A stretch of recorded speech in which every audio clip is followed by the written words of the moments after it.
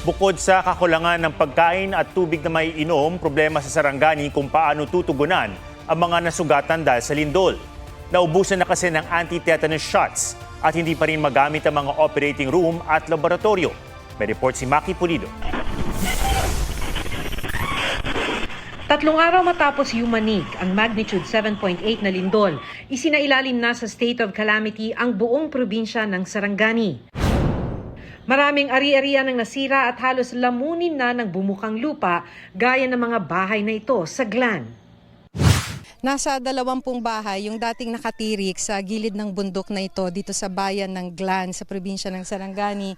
Pero dahil dun sa lindol, sira na lahat ng mga bahay. Itong bahay nga na ito nahulog na dun sa gitna kung saan nabiyak yung lupa. Kasi wala naman kaming mapupuntahan. Dito lang kami naninirahan sa wala rin kaming sariling lupa kasi. Bahala na po ang Panginoon. Ang ilang biktima ng lindol sa gilid ng highway natutulog. Problema kung saan sila kukuha ng pagkain at maiinom. Naghintay pa rin ng tulong, pagkain at saka tubig. Walang mainom. Hindi kami kamanap buhay kasi ganito ma'am. May lindol, wala namang trabaho. Importante lang, bigas lang ma'am, saka tubig, yan lang ma'am. Tulugan ng anak namin. Sa mga naghihintay ng tulong, naiintindihan namin sa humingi lang kami ng pasyensya. Kami gusto talaga namin makarating agad. Pero naiintindihan naman natin na hindi talaga natin mapabilis kasi yung daan wala.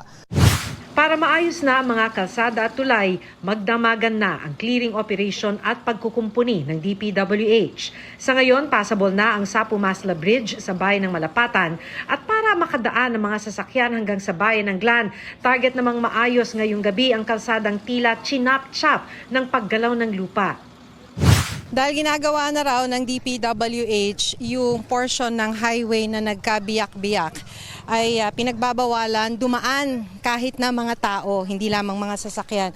So para makarating tayo, lampas nun, para malampasan natin, kailangan sumakay tayo ng bangka.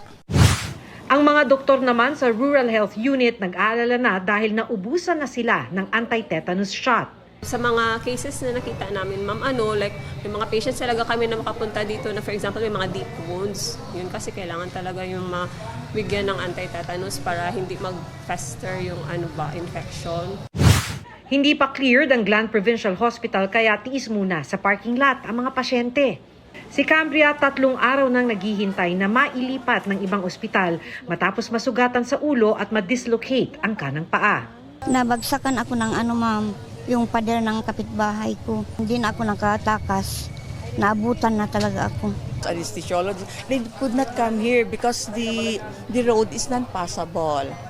No, so these patients need to be airlifted or by sea ambulance or whatever ay available that for them to be transferred to higher facility. Sa ngayon, 45 na ang kumpirmadong namatay dahil sa lindol sa Mindanao base sa NDRRMC. Mahigit 600 ang nasugatan. Si Pangulong Bongbong Marcos bumisita sa General Santos City. Ininspeksyon niya ang napinsalang gusali ng St. Elizabeth Hospital, pati ilang eskwelahan. Nagpaabot ang Pangulo ng tig 50,000 pesos na tulong para sa mga namatayang pamilya at 100 milyong piso para sa rehabilitasyon ng City Hall ng Gensan. Sinisikap na rin daw na maibalik ang supply ng kuryente at tubig sa mga apektadong lugar at ang pagpapadala ng relief goods. Maging si Vice President Sara Duterte bumisita rin sa mga biktima ng lindol sa Gensan at Sarangani. Namahagi ng hot meals ang OVP para sa mga first responder at rescuer. Binigyan din ng pagkain at non-food items ang mga lumikas. Nakiramay rin ng bise sa mga namatayan. Maki Pulido, GMA News.